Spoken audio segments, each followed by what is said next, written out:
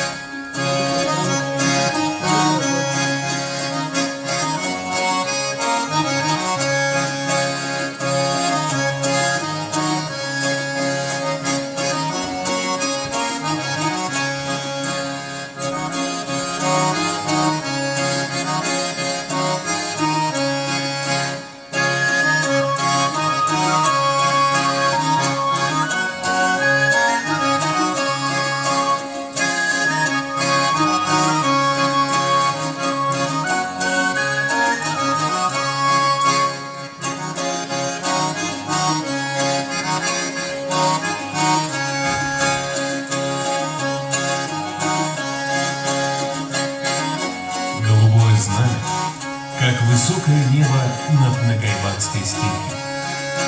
На его фоне блистает меч. Его оплетают золотые колосья, рожденные плодородной землей.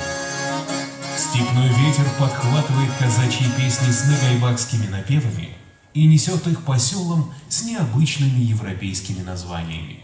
Париж, Остроленко, Кассель, Циршен-Пенуаз, навевая воспоминания о прошлых днях и мечтая о будущем.